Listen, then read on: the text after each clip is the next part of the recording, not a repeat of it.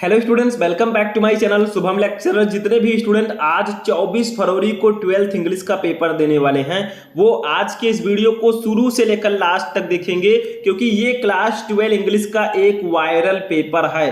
तो जितने भी स्टूडेंट इंग्लिश का पेपर देने जाने वाले हैं वो इस पेपर को सॉल्व करके जाएंगे, क्योंकि हमें इस बार इंग्लिश में 100 में 95 प्लस मार्क लेकर आना है और इस पेपर को सॉल्व नहीं करेंगे तो ये असंभव है। ठीक है, इस पेपर को आप सॉल्व करके जाइएगा आज एग्जाम देने। ठीक है, तो ये 12th इंग्लिश का एक वायरल पेपर है, ये एक मॉडल पेपर है जिससे बहुत सारे ऐसे क्वेश्चन हैं जो इस बार आपके बोर्ड एग्जाम में आएंगे, यानी कि ऐसे ही आपका पेपर इस बार आएगा। ठीक है, देखिए सबसे पहले ये जानिए कि आपके पास समय रहता है 3 घंटे 15 मिनट।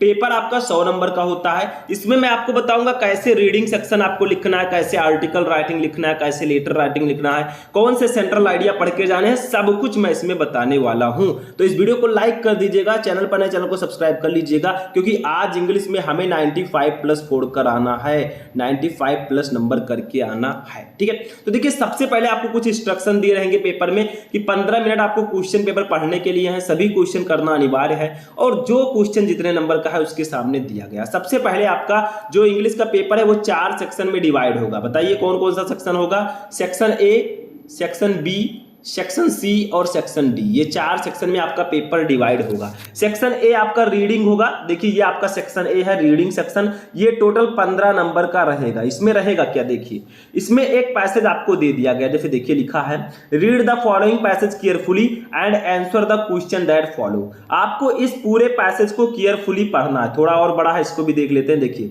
इतना बड़ा ये पैसेज है, इसको बहुत ध्यान से पहले आपको पढ़ना है। ठीक है, पूरे पेपर को, पूरे पैसेज को। उसके नीचे इसी पैसेज से रिलेटेड 5 क्वेश्चन रहेंगे। देखिए ए है why is man called a gregarious animal, B है what crucial role do our neighbours play in our life, C है how is loving our neighbour equal to loving God, और D हमारा question है कि why is good to have friendly relation with our neighbour, और E वाला आपको 3 आपको vocabularies दिए जाएंगे, यानी कि टोटल 15 नंबर का ये आपका रहेगा। अब देखिए इसमें सबसे खास बात क्या है, ये जितने भी क्वेश्चन दिए गए हैं ए बी सी करके, देखिए जितने भी क्वेश्चन है ए बी सी करके, ठीक है, डी ई, ये सब क्वेश्चन का आंसर आपको इसी पैसेज में मिलेगा। जितने भी क्वेश्चन है सबका आंसर पैसेज में मिल जाएगा। बस आपको ढूंढना आना चाहिए जो स्टूडेंट, क्योंकि आप 12th में आ चुके हैं, इतना तो आपको पता है कि हम कैसे आंसर ढूंढे। जो क्वेश्चन है उसका आंसर इस पैसेज में आप ढूंढ कर लिख सकते हैं। ठीक है, तो इस प्रकार से आपका जो ये 5 क्वेश्चन है नीचे, इन 5 क्वेश्चन का आंसर, ठीक है, 5 क्वेश्चन का आंसर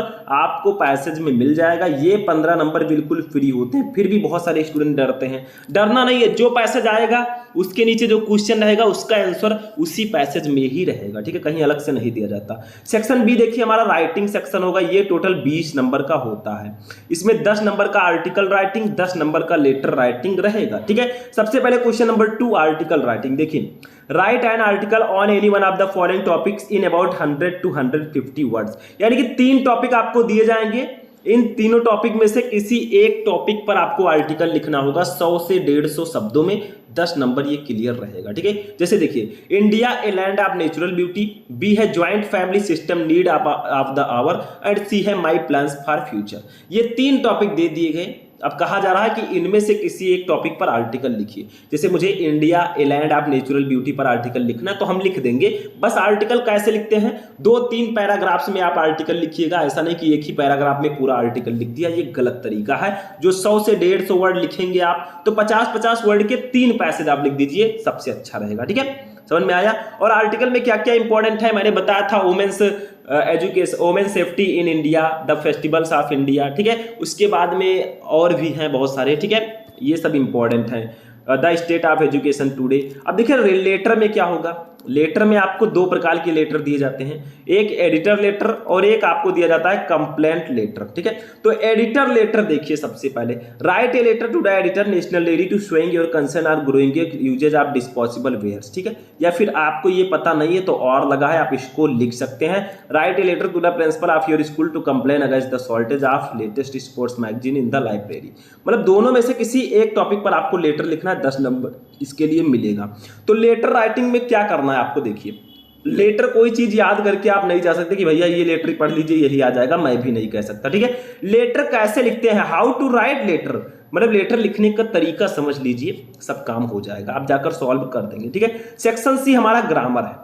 ग्रामर में आपको पहले ऑब्जेक्टिव टाइप के क्वेश्चन दिए जाएंगे, 5 क्वेश्चन 10 नंबर का, यानी कि एक क्वेश्चन 2 नंबर, 5 क्वेश्चन 10 नंबर। जैसे देखिए ए वाला हमारा है, choose the correct option to answer the following question, मतलब दिया गया है कि करेक्ट ऑप्शन आप चूज कीजिए। जैसे देखिए ए है, the absence of government in a country is called, यानी कि किसी देश में सरकार की अनुपस्थिति को क्या कहते हैं, हम उसको एनआरसी बोलते हैं, यानी कि अराजकता। तो तीसरा ऑप्शन सही होगा। ठीक है, ऐसे देखिए हमारा the phrase inching towards mean, मतलब इंचिंग टुवर्ड का फ्रेज क्या होगा, तो इसका मतलब होगा to move slowly in a direction, यानी कि किसी एक दिशा में धीरे धीरे चलना, ये इसका मीनिंग होगा। ठीक है, आगे देखिए सी वाला हमारा क्या है, the synonyms of meagre is, meagre का सिनोनिम क्या होगा, मीगर का मतलब होता है थोड़ा। ठीक है, ठीक है, तो इसका सिनोनिम्स क्या होगा बताइए, इसको आप लोग कमेंट करके मुझे बताइएगा। ठीक है, देखते हैं कितने स्टूडेंट सही आंसर इसका देते हैं। नेक्स्ट देखिए, one should do his duty, यानी कि सभी को अपने कर्तव्य का पालन करना चाहिए। पूछा जा रहा है कि which word in this sentence is an error, यानी कि ये सिंटैक्स है, आपसे पूछा जा रहा है कि इस सेंटेंस में किस वर्ड में एरर है। तो देखिए इसमें किस में एरर है, हिज में एरर है, क्योंकि हिज नहीं रहेगा, वन के साथ अपने की अंग्रेजी वंस हम लिखते हैं कुछ इस प्रकार से, देखिए ये। ठीक है, ऐसे लिखेंगे वंस। ठीक है, समझ में आया। ऐसे देखिए ई वाला, the antonym of barren is, barren का एंटोनिम क्या होगा, बैरन का मतलब होता है बंजर, तो इसका एंटोनिम हो जाएगा फर्टाइल, ये फर्स्ट वाला ऑप्शन सही होगा। फर्टाइल का मतलब होता है उपजाऊ। ठीक है, तो ये आपका सही आंसर होगा।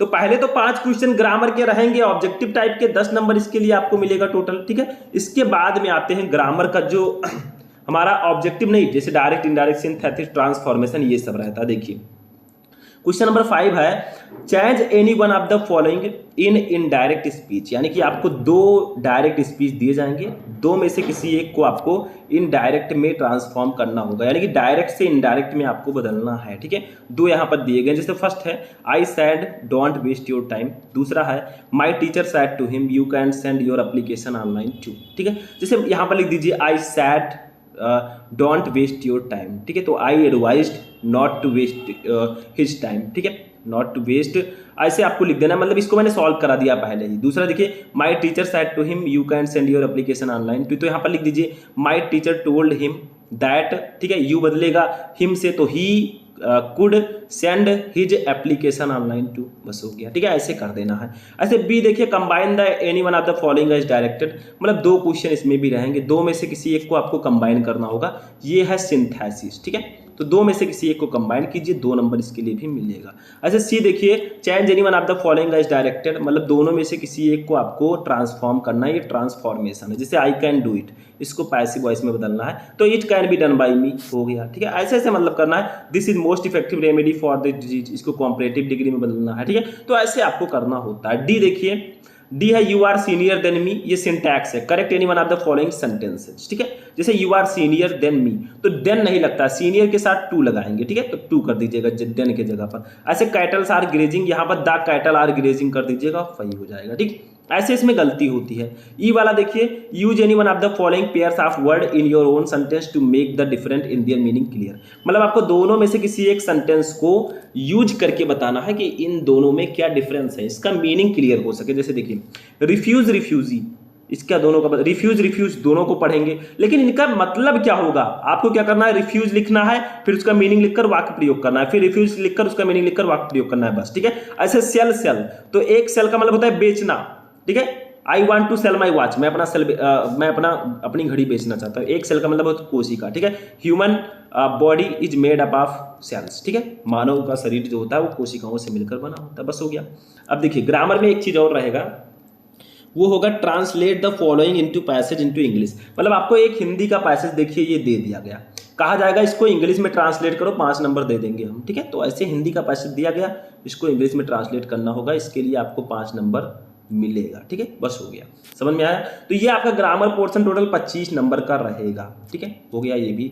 अब नेक्स्ट चलते हैं हम लोग आगे, सेक्शन डी पर आते हैं। ठीक है, सेक्शन डी हमारा है लिटरेचर। देखिए सेक्शन डी है लिटरेचर, ये पूरा जो सेक्शन डी है ये 40 नंबर का अकेले रहता है, क्योंकि इसमें प्रोज, पोएट्री और सप्लीमेंट्री तीनों के क्वेश्चंस रहते हैं। जैसे देखिए क्वेश्चन नंबर 7 देखिए, answer the following question in about 40 words each, यानी कि आपको इनका आंसर लगभग 40 शब्दों में देना है। मतलब ये शॉर्ट आंसर टाइप क्वेश्चन है, 8 नंबर के ये रहेंगे। एक क्वेश्चन 4 नंबर का, 2 क्वेश्चन 8 नंबर का रहेगा। ठीक है, जैसे देखिए ए वाला है, who are the inhabitants of Seemapuri, what do they do for their survival, ये क्वेश्चन है। ठीक है, इसको करिए, नहीं पता तो ये वाला कीजिए, who was Rajkumar Shukla, what did he do to bring Gandhi ji to Champaran, उन्होंने गांधी जी को राजकुमार शुक्ला कौन थे, वो गांधी जी को चंपारण लाने के लिए उन्होंने क्या किया। ठीक है, तो ये भी हो गया।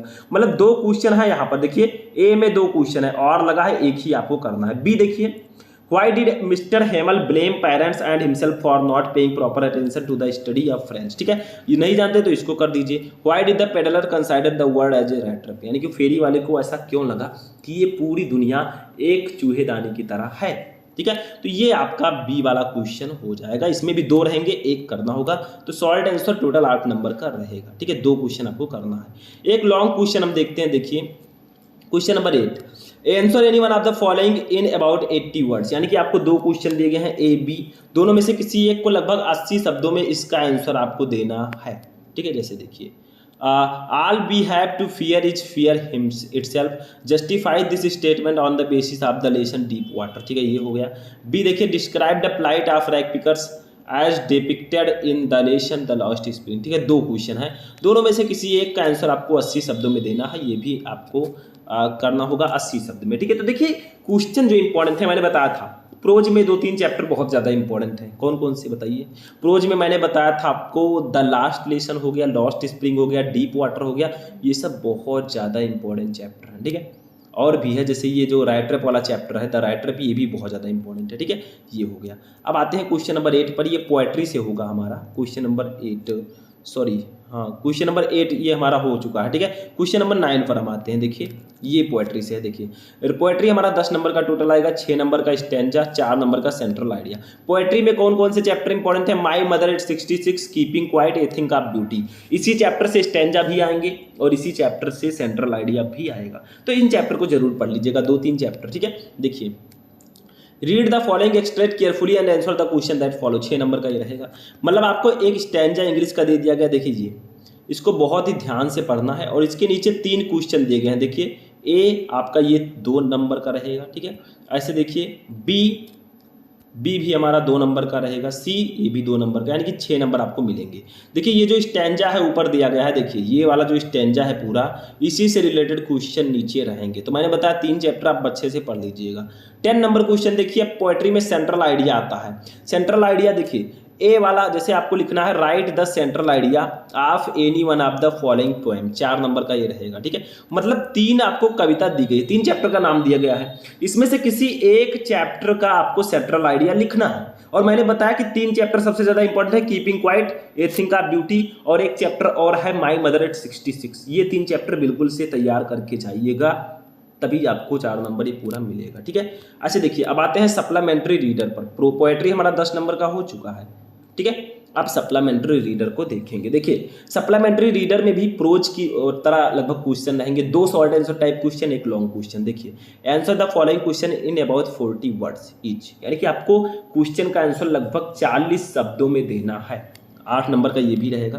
मतलब देखिए जैसे ए वाला हमारा है, what thing on the third level bear different from those on other levels. ठीक है, ये क्वेश्चन है, नहीं पता तो और लगा है। देखिए describe the environmental features of Antarctica. मतलब दोनों में से किसी एक दोनों में से किसी एक क्वेश्चन को आंसर आपको लिखना है लगभग 40 शब्दों में, आपको 4 नंबर इसके लिए मिलेगा और बी वाले के लिए 4 नंबर मिलेगा। मतलब short answer type question 8 number का रहेगा। बी वाला देखिए, Why did the Maharaja decide to suffer the huge loss instead of allowing the British officer to get photographed with the hunted tiger? ये हो गया और लगा है। ठीक है, Why was Joe not happy with Jack's ending of Roger Skink story? मतलब दोनों में से किसी एक को इसमें भी आपका आंसर लिखना है, 2 में से एक का ही। ठीक है, अच्छा देखिए क्वेश्चन नंबर 12 हमारा है, ये भी लॉन्ग क्वेश्चन होगा। देखिए answer any one of the following question in about 80 words, यानी कि आपको किसी एक क्वेश्चन का आंसर लगभग 80 वर्ड्स में देना है, 7 नंबर का ये रहेगा, ठीक है। जैसे देखिए, ए है what brings Derry closer to mister Lamb, ठीक है, और बी है what impression of Sadao as a doctor and a human being do you form on the basis of the story the enemy. तो मतलब ये आपको 2 question रहेगा wrong, एक का आंसर आपको लिखना होगा। इस तरह आपका पूरा इंग्लिश का पेपर आएगा और ऐसे आपको लिखना है। कौन कौन से चैप्टर इंपॉर्टेंट है, सप्लीमेंट्री में भी देख लेते हैं कुछ चैप्टर जो सबसे ज़्यादा इंपॉर्टेंट है, मैंने बताया, ठीक है। द थर्ड लेवल काफ़ी ज़्यादा इंपॉर्टेंट है, ठीक है। द टाइगर किंग बहुत ज़्यादा इंपॉर्टेंट है। उसके बाद में the third level, the tiger king और द एनिमी, ठीक है, ये चैप्टर इंपॉर्टेंट है। शुड विजार्ड हिट मॉमी, ये सब चैप्टर इसमें बहुत ज़्यादा इंपॉर्टेंट है, ठीक है। तो इस प्रकार से आपका जो पेपर है इंग्लिश का, क्लास 12 इंग्लिश का, वो ऐसे ही पेपर आएगा, ठीक है। और इसी तरह आएगा, मतलब इसी पैटर्न पर आएगा, ठीक है। और बहुत सारे क्वेश्चन जो मैंने इसमें बताए, सेंट्रल आइडिया मैंने बताया, कौन से चैप्टर इंपॉर्टेंट है, सब कुछ मैंने बताया। तो ऐसे तैयारी करोगे और ये सब पढ़कर जाओगे तो 100 में 95 प्लस लेकर आओगे, ठीक है। तो आज का ये इंटरेस्टिंग वीडियो यहीं पर फिनिश होता है। कैसा लगा आपको ये वीडियो पसंद आया वीडियो को लाइक कर दीजिए, चैनल पर नए चैनल को भी सब्सक्राइब कर लीजिए। तो चलिए मिलते हैं नेक्स्ट वीडियो में नेक्स्ट टॉपिक के साथ, तब तक के लिए जय हिंद।